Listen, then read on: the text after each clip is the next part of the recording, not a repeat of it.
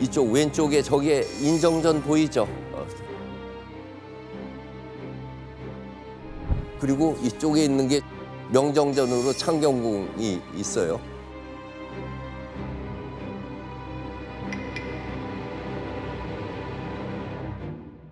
그리고 둘 사이에 지금 낙선제가 있는데 현재는 낙선제가 창덕궁으로 소속돼 있지만은 옛날에는 창경궁 소속이었어요. 실제로 그 두 궁을 확실하게 나누지 않고 동궐이라고 사용을 했어요. 경복궁하고 창덕궁 둘 있는 건 이해했잖아요. 네. 근데 뭐 때문에 또 창경궁을 졌냐? 그러니까. 왕은 환갑을 못 넘기고 다들 그렇게 돌아가시는데 왕의 어머니는 살아있고 또 왕의 할머니도 살아있고 어떤 때 부인도 있고 이미 임금은 바뀌었는데 그대로 남았을 때 그분들을 위해서 여성들의 공간으로 만드는 곳이 이쪽이었어요.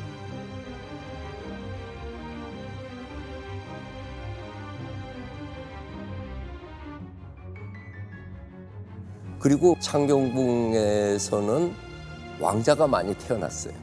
정조대왕도 여기서 태어나고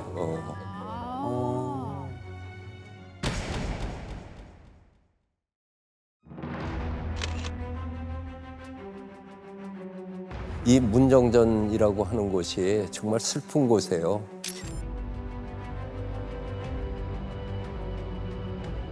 사도세자가 이 앞에서 죽었어요.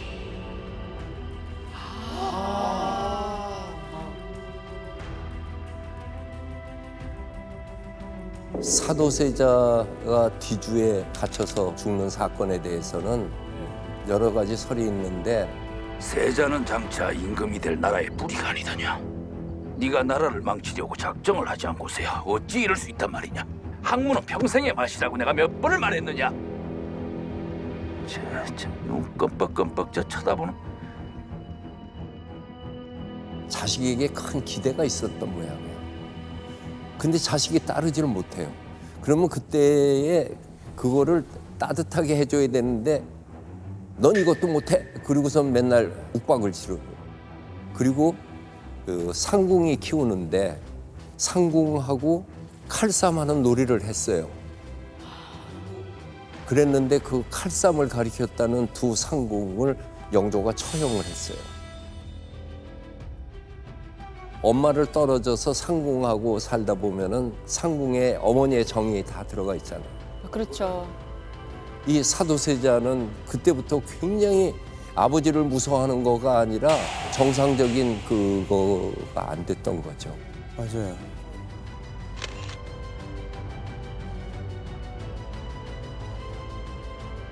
그리고 의대증이라고 해서 무슨 의심이 막 일어나서 상궁에 와가지고 옷을 입혀주는데 네가 날 죽이려고 그러냐고 그 상궁을 죽이기도 하고.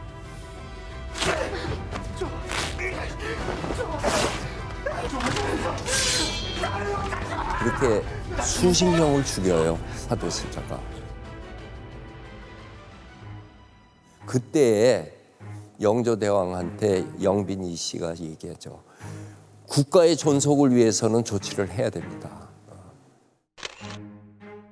세자가 그리한 것은 마음의 병 때문이니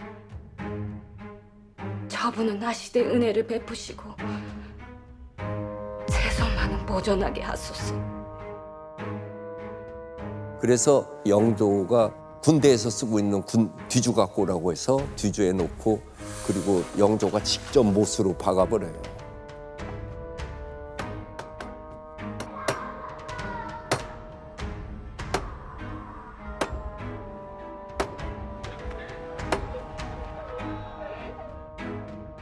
아비를 살려주소서.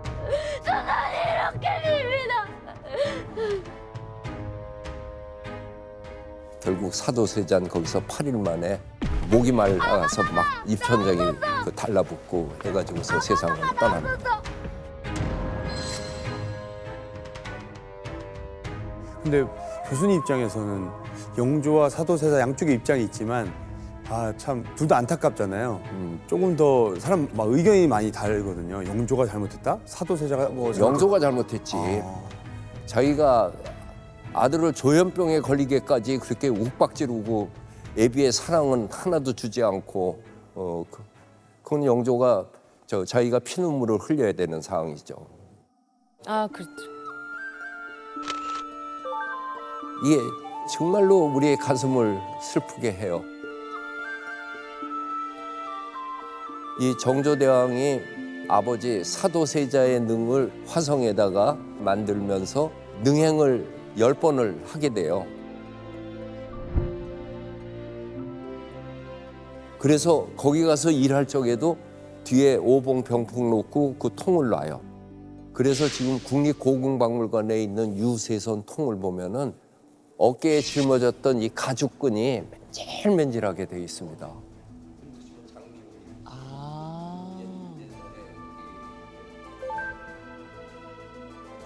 영조 대왕이 정조에게 손자에게 써놓은 이 내용이 이게 정말로 우리의 가슴을 슬프게 해요.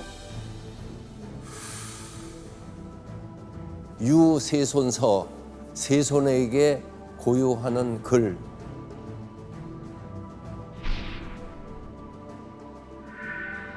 아, 해동의 300년 역사를 지닌 조선의 83세 임금이 25세 되는 손자에게 의지한다. 내 손자야, 할아버지의 뜻을 온몸으로 간직해 밤낮으로 두려워하고 삼가서 우리 300년 종묘 사직을 보존할지어다. 영조의 마음을 읽어보자고.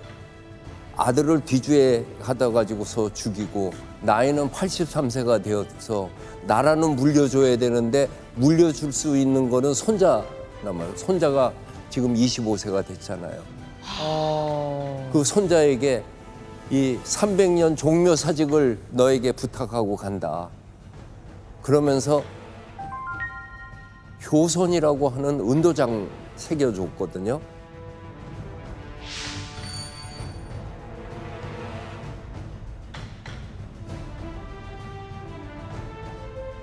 종묘 사직이라고 하는 게 500년 이어지는 데에는 이런 그 의지와 그리고 아픔 이런 게 서려 있다는 거를 보여주는 거죠.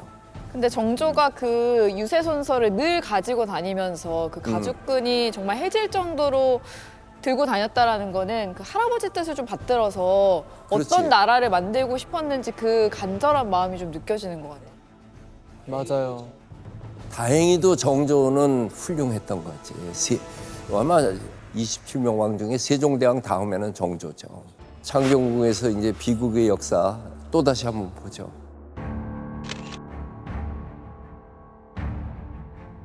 벚꽃이 만발한 서울 시내 창경원은 꽃을 찾아 봄을 구가하는 상춘객들로 인산인해를 이루었습니다.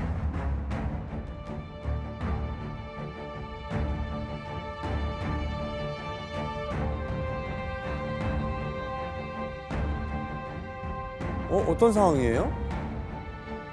저는 기억이 나는 게 그 창경원이라고 했었어요. 원이라고 그랬지. 네, 원이라고 했던 게 그 공원에 이제 공원화가 되면서 그 저기 스케이트장도, 그러니까 저는 못 가봤지만 그랬죠. 네. 스케이트장도 있어가지고 진짜 이 일반인들이 와서 스케이트도 타고 약간 그렇게 했었다고 기억해요. 너무 합성 사진 같아요. 간단하게 역사를 얘기하면 창경궁을 박살을 내버리고 동문원으로 만들어 버렸잖아. 일본 일본 동물원? 사람들이.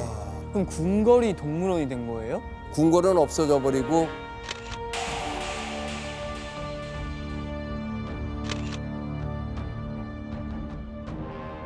서울공원 같이 놀이공원처럼 되는 거지.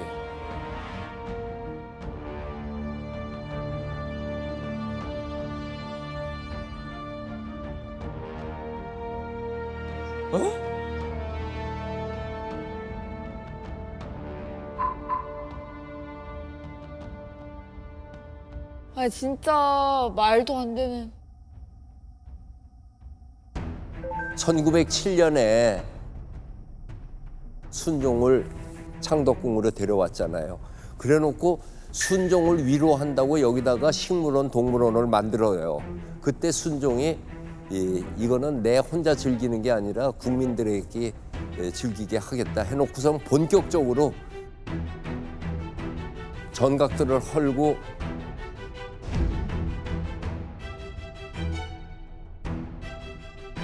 동물들을 갖다 놔서 최고의 놀이동산을 만들어 버렸죠.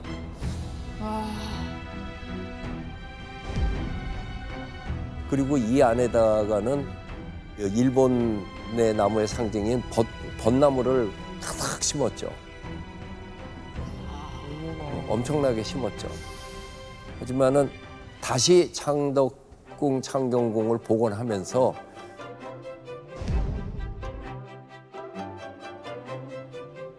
거기에 있는 벚나무들을 그 나무가 또 무슨 죄가 있다고 그걸 다 베. 그래서 그거를 옮긴 게 여의도 윤중로야.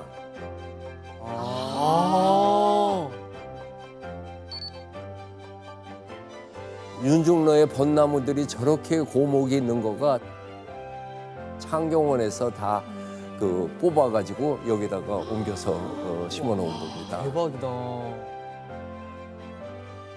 그리고 동물들은 전부 다 서울대공원으로 다 옮겼고요. 거기가 다 벚꽃 명소잖아요. 맞아요. 서울대공원도 벚꽃이 엄청 많잖아요. 그래서 이렇게 됐구나. 여기까지는 창덕궁과 창경궁의 이야기고 이제 마지막으로 덕수궁으로 한번 가봅시다.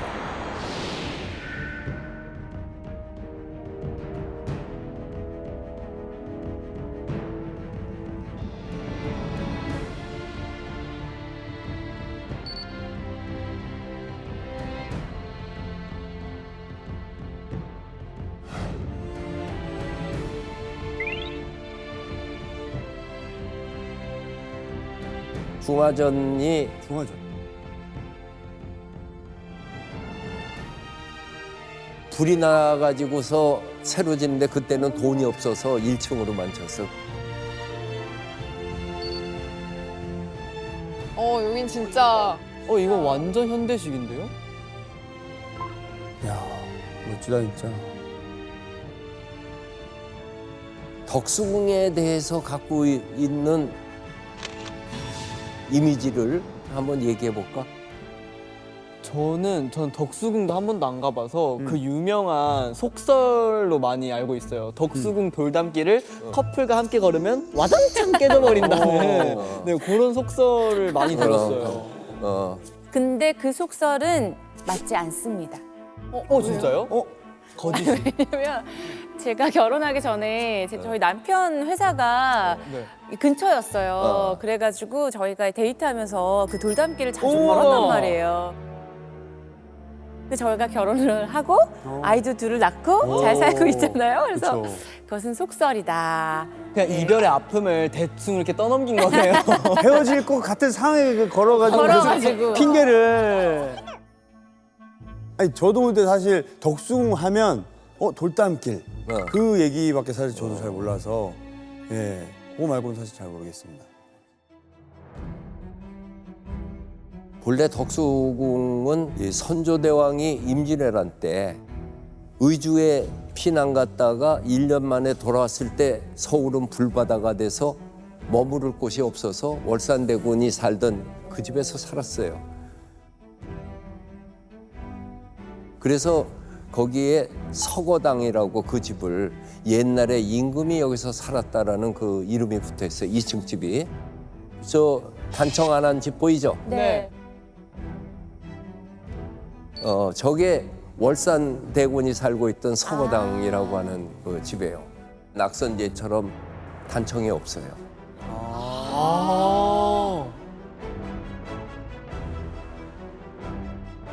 그리고 거기에서 창덕궁 지은 다음에는 여기는 경운궁이라고 하는 저 궁궐의 많은 왕가의 집의 하나로만 남아 있었던 거죠. 그랬는데 을미사변에 명성황후가 시해되잖아요. 그리고 고종 황제가 러시아 공사관으로 도피를 한 거예요. 그게 아관 파천이죠.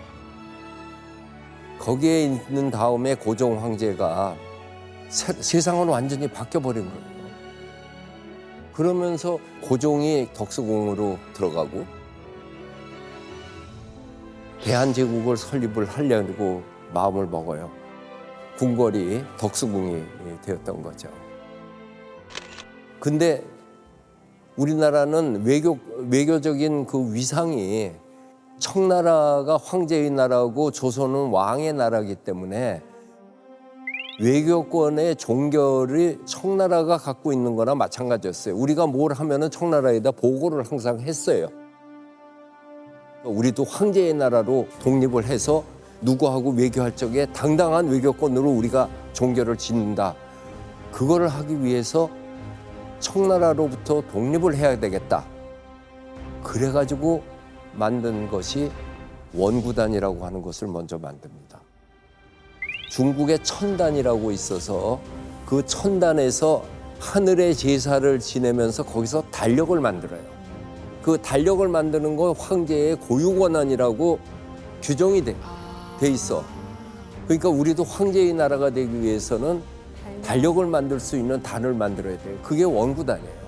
그리고 원구단 옆에는 조선 왕조를 세운 태조 이성계를 비롯해서 제사 지내는 공간으로서 황궁우를 여기다 만들어요. 그래서 이거를 만들어 놓고 그리고 난 다음에 고종 황제가 대한제국을 선포합니다. 우와. 그럼 지금 그대로 이렇게 남아 있는 거예요? 아쉬운 게 여기에 있었는데 일본 사람들이 대한제국을 멸망시키고 원구단을 헐어버리고 지은 거가 철도 호텔이었어요. 그 철도 호텔이 조선 호텔이 됐다. 조선 호텔이 조선으로 있는 거예요. 호텔이 조선 호텔이 된 거구나. 이렇게 되면서 이제 나라의 격식도 황제가 되고 건물도 전부 서양식이라고 얘기하는 근대식으로 바뀝니다.